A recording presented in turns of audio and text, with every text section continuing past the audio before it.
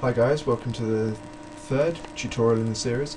In this tutorial I'm just going to go through a few more little bits on clefs, and if you know what I've done in the first two tutorials, then you know you're pretty good, but this is just a little bit more advanced, and there's a few old-fashioned conventions that you might be interested to know about.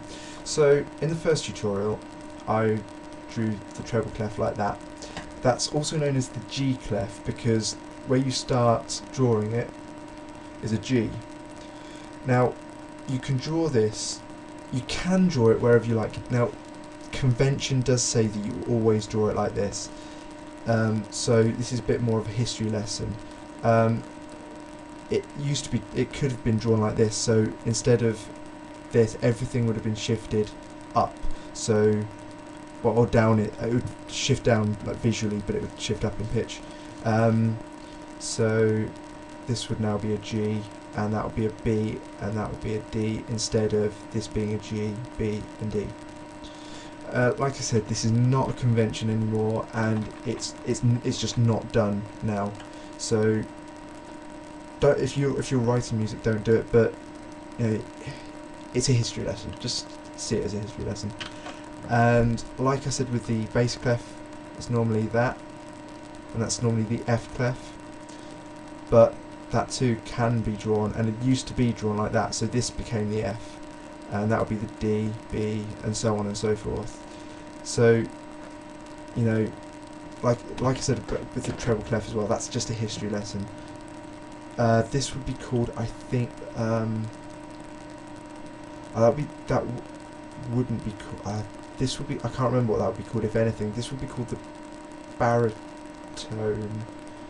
No, I was right. No, that would be called the baritone clef, because the baritone voice can sing slightly higher, and so this C would be, you know, easier to write than the bass clef C, which would have been here.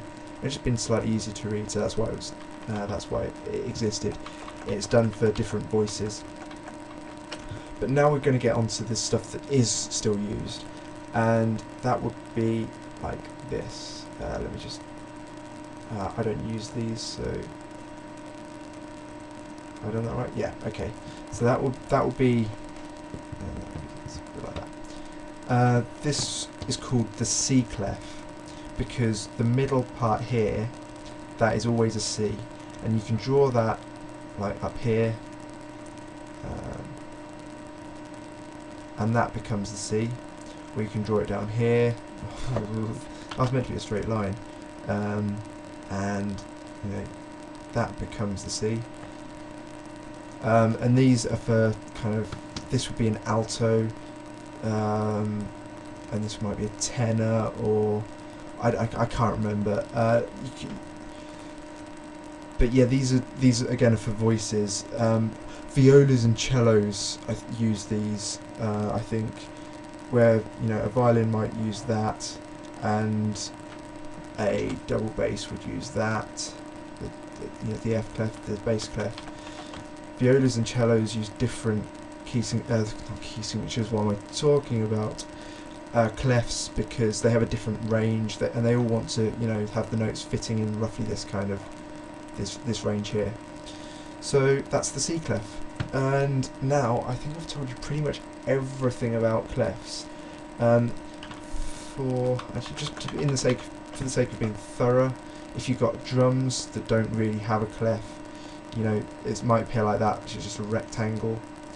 If you've got a guitar, you've got your 6 strings. This is obviously 5, so you'd have an extra string down here, and that would you know look like that. And that is strictly speaking a clef, but you know I'm just saying this to be thorough. You don't actually really need to know this. Well, actually you may need to know. I don't know what you're trying to do, but yeah, just want to be thorough. Like I said, that's for kind of percussion. So it can also look like that, by the way. These thick lines, quite thick. They're meant to be straight. That's equivalent to that. Okay, that is everything for this tutorial, so I'm going to stop now. We've gone through all the clefs. Hope that's helpful. It probably wasn't really, but the next one will be. if you've got any questions, you know, usual message, leave them down below. I'll see you next time. Thanks for watching.